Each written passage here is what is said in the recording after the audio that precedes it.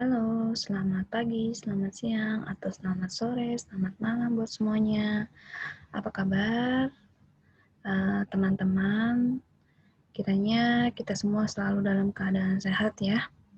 Oke, hari ini saya akan membahas tentang mata kuliah IMK atau Interaksi Manusia dan Komputer untuk pertemuan pertama tentang pengenalan dari IMK itu sendiri. Yuk kita simak. Nah, sudah tampil dari layarnya pertemuan pertama ini, di mana pengenalan dari IMK, yaitu dilatar belakangi dari user meminta pengoperasian komputer, ya, lalu juga adanya user keingintahuan sangat tinggi mengenai proses dari komputer tersebut, lalu ada yang namanya disebut user friendly, dan juga ada namanya prinsip yang ada pada komputer. Oke, beberapa hal yang menjadi latar belakang ini membuat menjadi faktor dari IMK itu sendiri.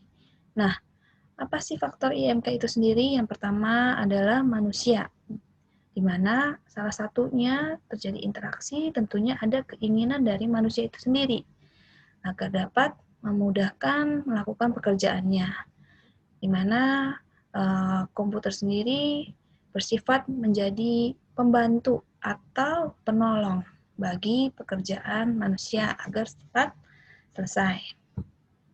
Lalu yang kedua, komputer. Faktor yang kedua ini adalah suatu media yang bisa kita pakai dalam berinteraksi, yaitu bisa menggunakan bahasa pemrograman, input, dan output. Mungkin kalau sekarang ini kita lebih menggunakan sistem dari aplikasi.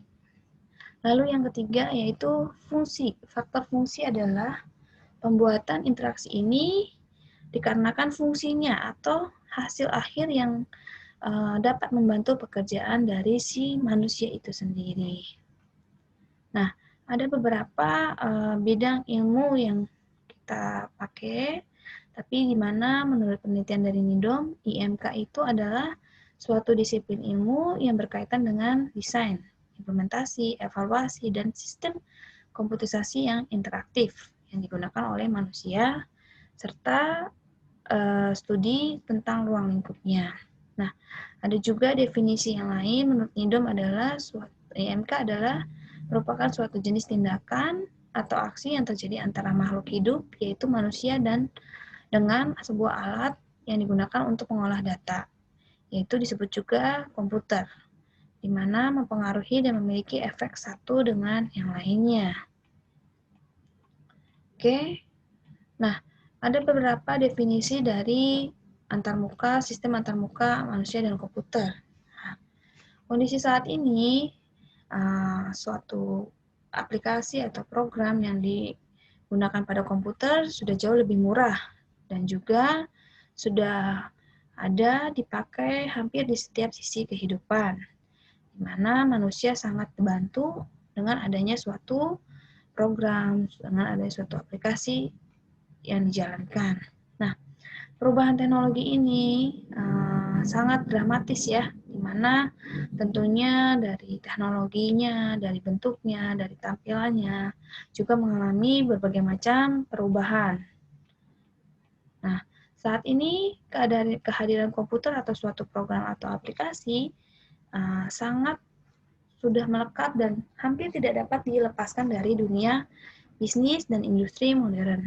Bahkan pada saat ini kita pun melakukannya dengan menggunakan metode aplikasi tersebut menggunakan metode untuk pembelajaran secara jarak jauh. Nah, di mana ada beberapa hal yang harus diperhatikan dalam mencari kebutuhan perancangan yang beda. Karena ada namanya juga kebutuhan di mana kita harus mencari hal-hal yang harus dirancang supaya mendapatkan hasil yang baik dan menjadi rancangan yang terbaik dan juga dapat digunakan secara efektif untuk kepentingan penggunanya.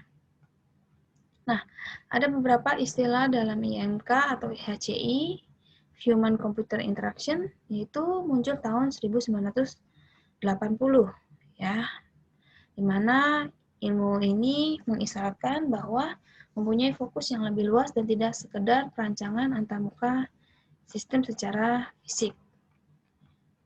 Nah, di sini ada contohnya, misalkan ada suatu aplikasi ya. Sekarang biasanya kita menggunakan suatu aplikasi komputer dengan menggunakan media handphone. Nah, atau bagian dalam aplikasinya.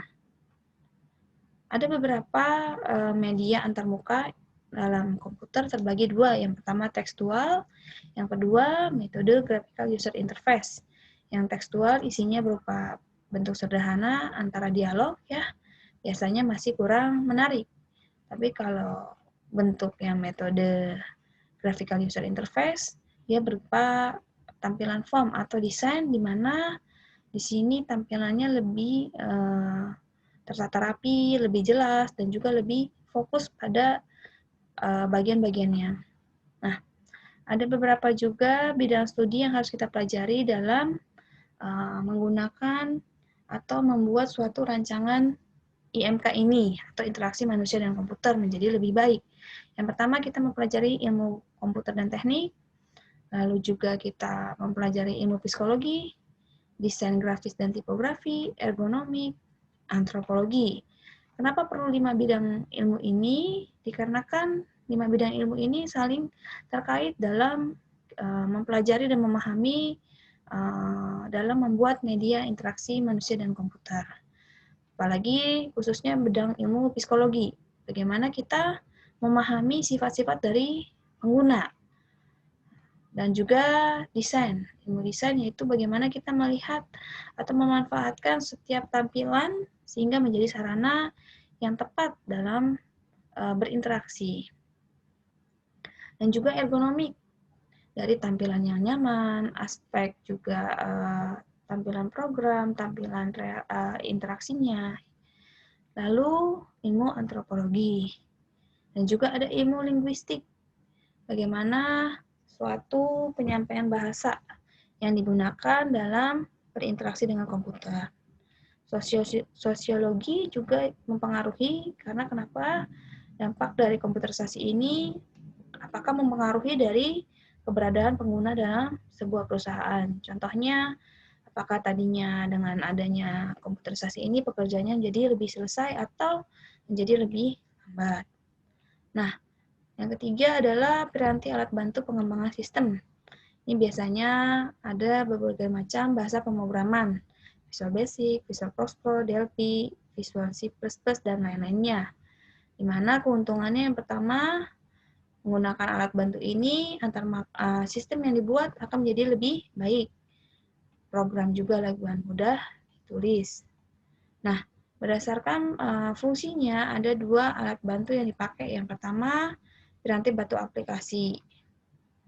Yang kedua, piranti bantu sistem yang biasa kita gunakan pada komputer. Lalu kalau aplikasi kita bisa menggunakannya biasanya dengan menggunakan media handphone atau website ya.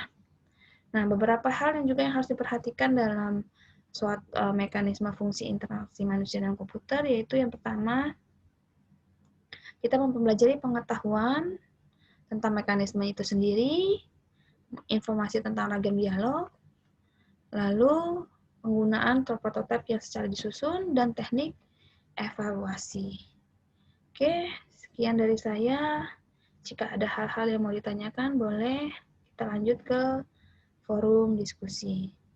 Terima kasih, salam sehat dan bahagia selalu.